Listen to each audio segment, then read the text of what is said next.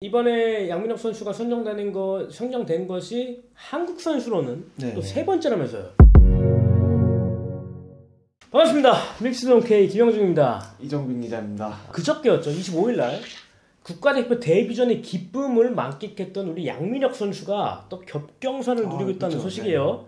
네, 지난주 골닷컴이 그 세계 최고의 유망주를 선정하는 넥스트젠 50에서 양민혁 선수가 43위를 기록하면서 자신의 또 이름 석자를 또 당당히 올린 건데요. 네, 아주 대단한 영예라고 생각이 드는데요. 근데 넥스트젠이 매년마다 좀 뽑히고 있는데 네. 구체적으로 이 상이 좀 어떤 건지 좀 설명을 해주시죠. 넥스트젠은 이제 골닷컴이 세계 최대의 축구 매체거든요.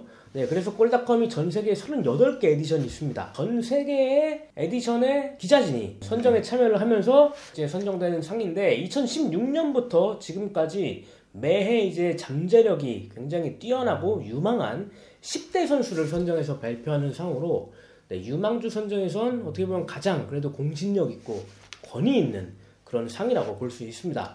올해는 2006년 1월 1일 그 이후에 태어난 선수를 대상으로 선정을 했고요. 사실 여기에 또 비하인드 스토리가 또 있잖아요. 그쵸. 언급하신 것처럼 골닷컴 기자진이 선정을 하잖아요. 네. 양민혁 선수를 또 외국에 있는 기자들이 유심히 지켜보기엔 좀 힘들었을 텐데. 그쵸. 네, 그래서 사실 이 선정 프로세스를 보면은 각 에디션, 38개 에디션이 있다 말씀드렸잖아요. 전 세계에. 그 각 에디션에 그 해당 국가에 속한 선수들을 그 에디션의 기자들이 이제 처음에 추천을 하는 거예요. 그래서 이제 영국에 있는 그 골닷컴 본사에서 그 추천받은 다양한 수많은 선수들을 대상으로 이제 그동안의 그런 클럽팀에서의 성과 그리고 뭐 국가대표팀에서의 성과, 기록 이런 것들을 바탕으로 50명을 선정을 합니다. 저희는 사실 이제 한국 선수들을 추천을 제가 했거든요. 그래서 사실 이제 제가 추천한 선수는 이제 양민혁 선수와 윤도영 선수였습니다. 윤도영. 네. 근데 이제 양민혁 선수는 그 당시에 이제 유럽에 진출을 한 상태였고, 윤도영 선수는 이제 브라이튼 이적이 확정은 됐지만, 그 당시 제가 추천했던 2월에는 브라이튼 그 이적이 확정이 되기 전이었고, 아무래도 이제 유럽에서 보여준 커리어가 아직은 없었을 그 당시였기 때문에, 윤도영 선수는 선정되지 못했고, 이제 양민혁 선수만 선정된 것으로 보입니다. 그런 과정이 또 있었네요. 네. 골닷컴이 그러면 양민혁 선수를 선정하면서 어떤 코멘트를 남겼나요? 골닷컴이 양민혁 선수를 아주 잘 조명을 했는데요. 이 전 세계 50명 중에 양민혁 선수가 43위에 선정됐다고 말씀을 드렸잖아요. 토트넘에 또 누가 있습니까? 손흥민이 있죠. 골닷컴은 양민혁이 손흥민의 발자취를 따라가길 바란다며 넥스트 손흥민임을 좀 주목을 했습니다. 그러면서 강원에서 거둔 성적과 현재 퀸즈파크 레인저스 QPR에서 임대 생활 중이라는 좀 기본적인 정보까지 덧붙였는데요. 넥스트젠이 넥스트 손이라 그랬구나. 네. 이번에 양민혁 선수가 선정된 것이 한국 선수로는 또 세 번째라면서요. 역대 세 번째 선수. 네, 맞습니다. 이게 2016년부터 이제 10번째 해를 맞이했는데요. 한국 선수가 넥스트젠에서 가장 먼저 이름 올린 선수는 이승우 선수였습니다. 전북현대 이승우. 이승우 선수가 첫 해에 이름을 올렸고 그 다음에 2019년 그리고 2020년에 이강인 선수가 또 이름을 올리는데요. 네, 여기서 좀 주목할 점이 이승우 선수가 2016년 선거 당시에 39등을 했고요. 네. 이강인 선수가 2019년과 2020년에 각각 28위와 7위를 했습니다. 7위. 7위면은 이 선수는 월클로 성장할 가능성이 있다. 그치. 라고 이제 골닷컴이 판단을 한 거거든요. 네. 아무튼 5년 만에 이렇게 세계적으로 주목을 받는 한국 유망주가 등장했다는 거는 한국 축구 미래에 아주 중요한 포인트라고 볼 수 있는데요.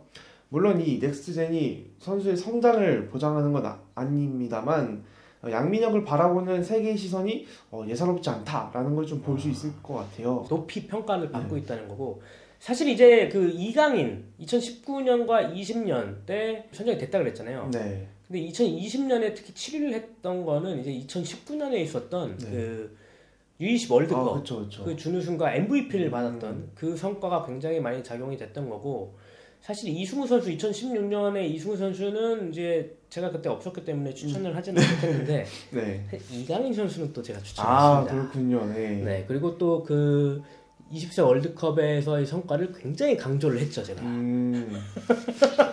좋습니다. 자, 그러면 이번에 넥스트젠 50에 선정된 선수들, 다른 선수들 몇 면을 한번 보면 누가 있을까요? 일단 가장 먼저 그냥 1위부터 말씀을 드리겠습니다. 네. 바르셀로나의 새로운 에이스 라민 야말 선수가 뽑혔는데요. 네.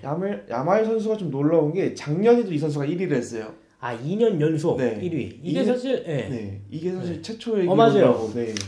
그리고 파우메이라스의 이스테방 윌리앙 첼시 이적을 좀 앞두고 있는 선수가 2위로 올랐고요. 네. 야말 선수의 동료인 파워 쿠바르시 역시 이름을 올렸습니다. 바르셀로나 동료. 네. 그리고 이강인 선수의 동료이자 경쟁자인 워렌 자이르 에메리 그리고 레알 마드리드의 신성 엔드릭이 각각 2위부터 5위에 자리를 했는데요. 네. 그래서 주목할 점이 양민혁 선수의 동료 토트넘 선수들이 대거 이제 이름을 올렸었거든요.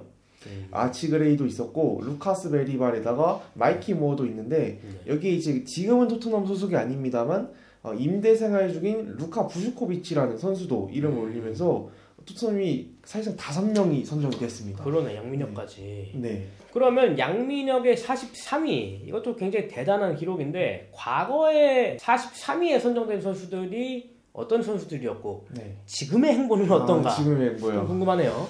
역대 43위에 선정됐던 선수들을 보면요. 좀 링콩이나 리안 브루스터, 마테우스 프랑카 같이 좀 아쉬운 선수들이 있지만 이제 빅클럽에 관심을 받았던 마커스 에드워즈나 지금 토트넘 팀명인 아치그레이가 또 있었습니다. 그리고 2023년 당시에 이때는 순위 선정을 하지 않았거든요. 맞아요. 근데 이때 안드레아스 시엘레로프라는 선수가 있었는데 이 선수를 보면은 양민혁이랑 성장 과정이나 좀 포지션이 굉장히 비슷하다 볼 수 있거든요. 이 선수도 노르웨이 구단인 노르쉘란에서 데뷔를 한 뒤에 벤피카로 이적을 했습니다. 근데 벤피카에서 바로 자리를 잡지 못하고 다시 노르쉘란에서 임대로 경험을 쌓은 뒤 이번 시즌부터 사실상 1군에 합류했거든요. 아직 뭐 온전한 선발은 아닙니다만 로테이션 자원으로 입지를 천천히 늘려가고 있고 이 선수가 지난 1월에는 바르셀로나 이적설도 또 나오고 있더라고요. 또 K리그라는 좀 낯선 무대에서 유럽으로 건너온 양민혁이 시에델루프 선수를 보면서 좀 성장을 하면은 아주 이상적이지 않을까. 유망주가 성장하는 가장 이상적인 케이스라고 볼 수 있겠습니다. 양민혁의 지금까지 행보와 굉장히 비슷한 그쵸. 지금 상황인 것 같은데 양민혁도 사실 토트넘 이적이 지난 여름에 이제 확정이 됐고 또 반 시즌 동안 또 강원에 남아서 또 임대를 또 한 거죠. 네, 그래서 그 강원에서의 활약을 이어갈 수 있었고 강원에서의 활약도 사실 상당했잖아요. 그렇죠. 네, 한 시즌 동안 12골, 6개의 어시스트를 기록하면서 18개의 공격 포인트를 데뷔 시즌에. 그렇죠. 데뷔 시즌이라. 고등학생이. 교복을 입으면서. 교복 입고. 낮에는 교복 입고 밤에는 유니폼 입고. 그랬던 선수가 12골 6개의 도움을 올리면서 MVP 후보까지 오르고 영플레이어상까지 받고. 이룰 수 있는 거 다 이루고 사실상. 그러니까 준우승, 영플레이 최고 기록, 최고 순위. 야, 그리고 이제 유럽으로 진출한 정말 한국에서는 더 이상 이룰 게 없다. 10대의 나이에. 그리고 이제 유럽에 진출한 선수기 때문에 시엘데르프와 비슷한 그 시엘데르프는 국적이 어딥니까? 노르웨이입니다. 그래서 노르웨이에서 이 선수도 이제 막 국대에 좀 발탁되고 있어요. 비슷하네요.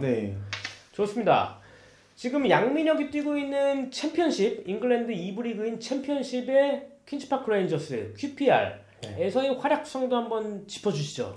양민혁 선수가 겨울 이적 시장 막바지에 또 퀸즈파크 레인저스, 우리에게는 뭐 박지성 선수나 윤성혁이 뛰었던 익숙한 팀인데요. 퀸즈파크 레인저스가 양민혁을 임대 영입한 이유는 부족한 측면 공격력을 메우기 위해 영입을 했습니다. 우선 양민혁의 QPR 입지는 비교적 괜찮은 편이에요. 일단 공식전 지금까지 8경기를 출전했고 도움 1개를 기록했습니다. 최근 5경기만 놓고 보면 리즈 유나이티드전을 제하면 모두 경기에 나섰고요. 이 중 셰필드 유나이티드전, 웨스트 브로미치 알비온, 그리고 미들즈브러전에서는 선발로 출격을 했습니다. 현재 QPR 감독이 마르틴 시프헤덴데스 감독인데 양민혁을 바로 직전값으로 좀 판단을 하면서 출전 기회를 좀 부여하고 있는 상황입니다. 즉시 전력감. 근데 다만 이게 아시아 K리그에서 뛰다가 이제 막 성인 선수가 잉글랜드 무대에 바로 가면은 낯설 수밖에 없잖아요. 맞아요. 그래서 아직까지는 좀 K리그에서 보여준 파괴력을 온전히 내뿜지 못하고 있는데 경기를 보면은 번뜩이긴 합니다. 맞아요. 네, 드리블이나 키패스 등 공격적으로 좀 위협적인 모습을 꾸준히 펼치고 있습니다.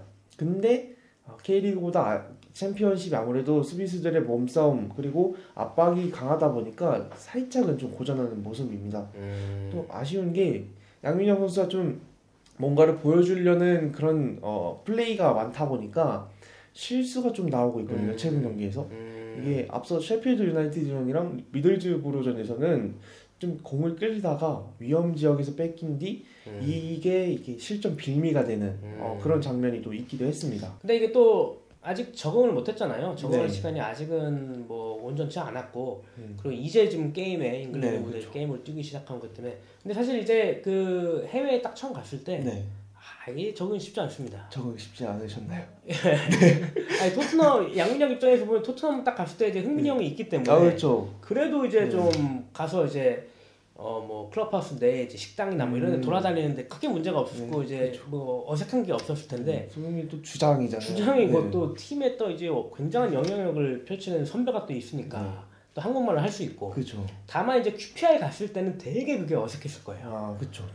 이게 다 자기 쳐다보는 거 어디 뭐 식당에 밥이라도 들어가면 자기한테 말 걸면 무슨 말인지도 못 알아듣겠고 이게 되게 좀 겁이 나거든요. 그나마 일본 선수가 한 명 있어가지고 다행이긴 한데 언어는 아직 통하진 않잖아요. 또 좋습니다. 그럼 저희는 오늘 뭐 양민혁 선수에 대한 이야기를 나눠봤고 다음 시간에 더 재밌는 주제, 또 더 알찬 신박한 주제로 신박한 신박한 좋습니다. 기대 많이 해볼게요. 네 알겠습니다. 다음 시간에 뵙겠습니다. 감사합니다. 감사합니다.